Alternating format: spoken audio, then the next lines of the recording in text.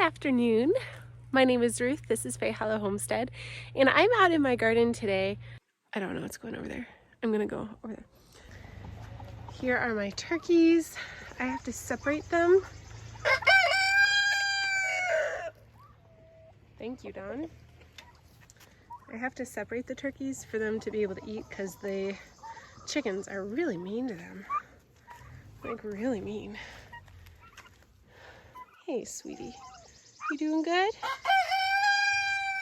It is such a shame about these turkeys too because they're such sweetie pies. Come here, sweetie. Come here, turkey. Hey. Hey. Come here, sweetie. I know. Don't they make the sweetest noises too? Hi. Hi. I know. So I am a big believer in permaculture and hey, sweetie. Hey.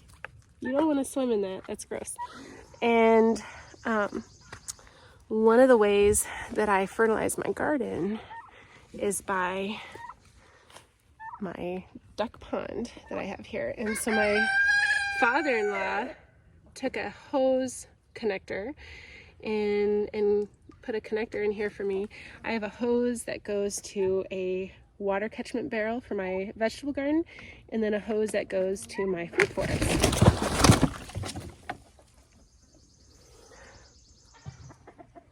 I don't think they like swimming. And so this is one of the ways that I fertilize my garden is by the duck water. Some of you guys have started calling it the green goodness, and I love that so much because it is. It's green goodness. I mean, it's seriously like it's green. I mean, it's green. And this is after like a week. But you can imagine all the good stuff that's going on inside this. That's going to go straight into my garden. When I water it with this water. So I've learned that the ducks love to gather up hickory nuts or the shells of hickory nuts and put them in the water. So this is not necessarily stuff that has fallen in the water. This is the ducks picking them up and just playing with them in the water. See, there's a big pile right here. There's even more in the water. And I do not want that to get clogged up in the drainage system that I've got going on with this. I get distracted. I don't know if you guys ever get distracted, but it's a constant thing for me, especially when I'm in the garden. Oh no. The end of my hose is not in the barrel. Gotta go fix that. So this is my barrel. It's a very slow process, but that's okay. I do it, leave it for a day, and then I fill it up the next day. So I think this is just an interesting flower. It's an herb that I have in my garden. I planted it last year, so this is the first year that it's blooming. It's also really like kind of taken off this year. I planted it as a seedling. This is gumweed, and it's got a beautiful flower, but you can also see why they call it gumweed. It's super cool. It's got these really beautiful yellow flowers, almost dandelion, almost daisy kind of looking. But then if you look at the buds, do you see it's kind of got like this gummy residue?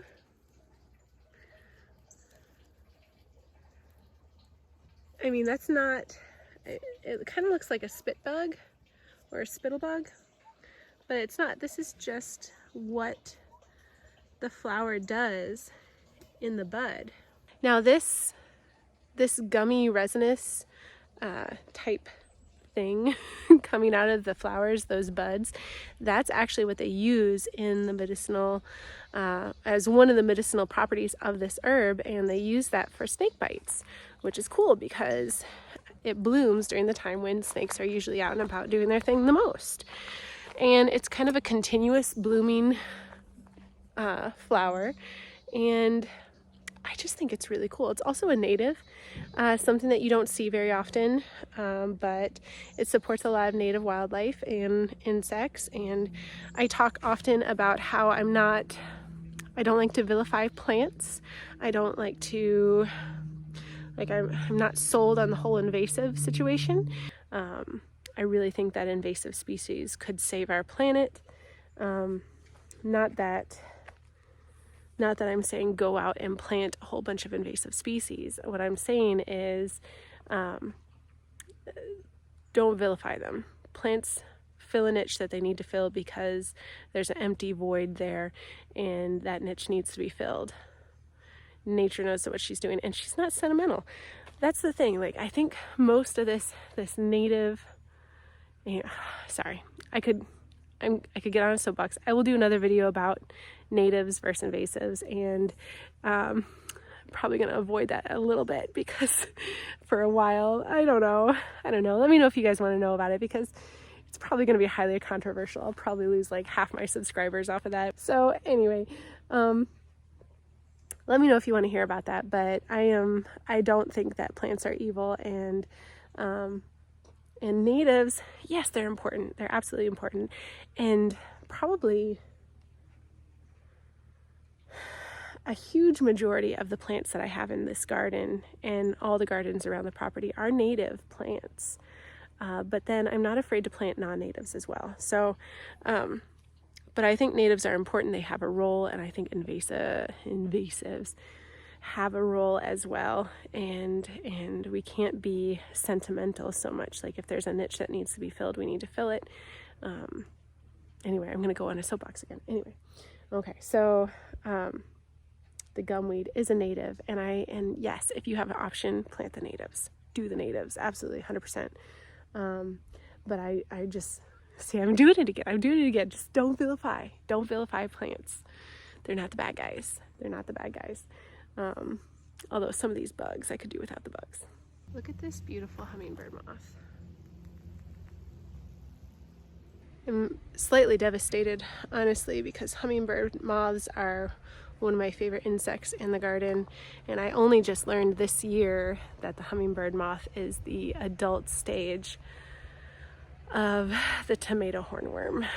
And it's kind of like, tomatoes are my favorite vegetable in the garden, mostly, kind of like everything, but I want my tomatoes to grow, so I don't want to perpetuate a cycle of tomato hornworms, but I also want to have the hummingbird moth. So permaculture is the way to go, guys. I mean, really, have some tomatoes in one area, have some in another area, have some in another area, and if you get one hit by pests, it's not as bad as if you have like a monoculture and the pests are all in one area and that all the plants are in one area and they can just really get destroyed easily and quickly. You will have tomatoes still if you have them spread out, and you're struck with a dilemma like I am of not wanting to diminish the hummingbird moth population just because you get rid of all the tomato hornworms. Now, I am going to get rid of the tomato hornworms on my tomato plants in here, and what I've done is I actually planted tomatoes in another spot, and these are tomatoes I don't really care about, but I put those over there so that I can then put any tomato hornworms that I find and put them onto those plants, and then maybe they can grow up to be hummingbird moths and I don't lose out on the tomatoes that I planted. I don't like to vilify plants. I don't like to vilify insects as much. Now, there are some insects that I will never be happy about being in my garden, like the squash bug, Japanese beetles, stink bugs, which I kind of think is kind of like a squash bug, basically the same thing. Anyway, I wanted to show you my butterfly weed as well. This is also known as pleurisy root.